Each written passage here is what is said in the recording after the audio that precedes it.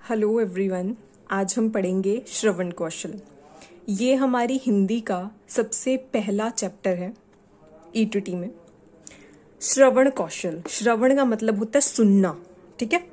अगर हम इसके अर्थ की बात करें, भाषा कौशल व्यक्ति को भाषा द्वारा विचार, भावों तथा सूचनाओं को ग्रहण करने तथा अभिव्यक्त करने की क्षमता प्रदान करते हैं, ठीक है। सुनने की क्रिया घर से आरंभ होती है, हम घर से सुनना शुरू करेंगे ना, तथा जीवन भर चलती है। भाषा को अनुकरण द्वारा सीखा जाता है। जैसे कोई सामने वाला बोल रहा है वैसे हम बोल लेंगे, ठीक है। अनुकरण से ही हम सीखते हैं। पहले भाषा को सुनेंगे तभी उसका अनुसरण, और अनुसरण मतलब पीछे पीछे, ये मैंने वैसे लिखा है लेकिन आपको लिखने की जरूरत नहीं है। अनुसरण मतलब वैसे ही दोहराना, उस चीज को कर सकेंगे। श्रवण कौशल, ऐसा डायग्राम बनाइएगा एग्जाम में। साधारण शब्दों में सुनने का कौशल, ठीक है। इस पर ही हमारे बाकी जो सभी कौशल हैं वो निर्भर करते हैं, ठीक है। अब हम इसका महत्व भी जानेंगे।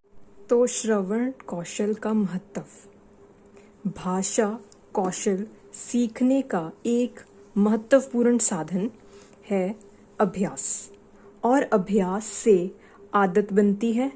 श्रवण कौशल का महत्व निम्नलिखित है। जो भाषा है, भाषा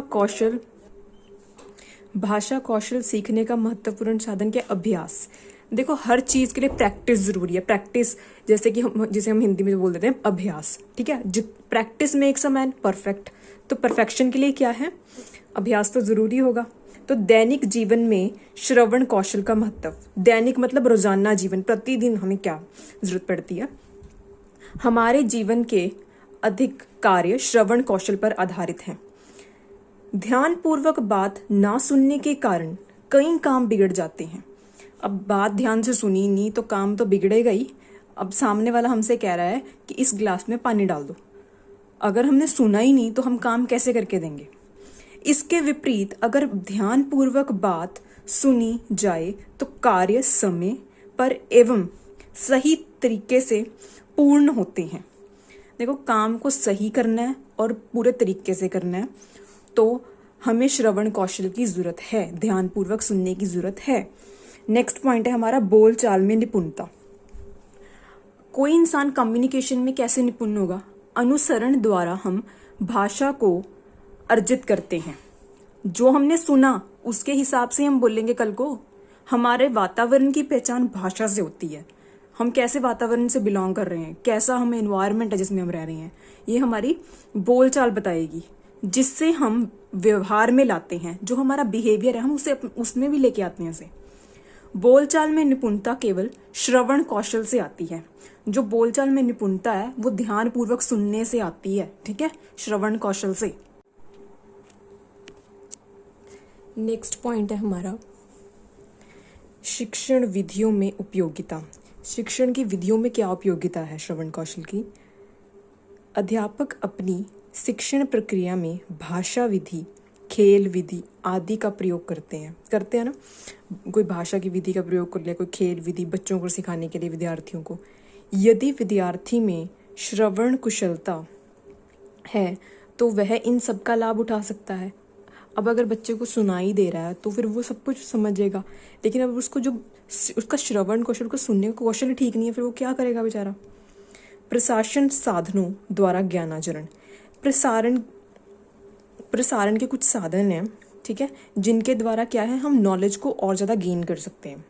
विद्यार्थी का श्रवण कौशल अगर विकसित होता है तो वह रेडियो, फिल्म, टेप रिकॉर्डर आदि से ज्ञानार्जन कर सकता है, ठीक है ना। तो वो अपनी नॉलेज और इंक्रीज कर लेगा। लेकिन अगर श्रवण कौशल ठीक नहीं है फिर वो बेचारा कुछ भी नहीं कर सकता।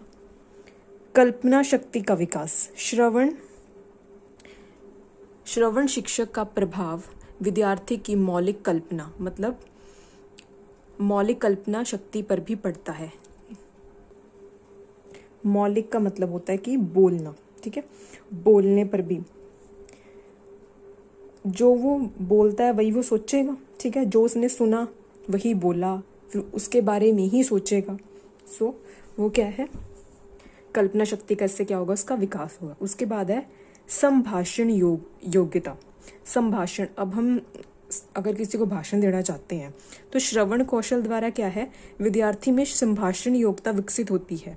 विद्यार्थी सही रूप से विचारों को सुनकर अर्थ ग्रहण करते हैं। ध्यान से सुना, उसका मतलब समझ आ गया, उसी का प्रभाव क्या होगा, उसके संभाषण पर भी पड़ेगा। जैसा सुना वैसे अच्छे विचार और अपने प्रस्तुत कर पाएगा, वरना नहीं कर पाएगा। सो यहाँ से हमारा क्या है, ये क्लियर हो गया कंसेप्ट। ठीक है, इसके बाद हम लोग विधियाँ पढ़ेंगे।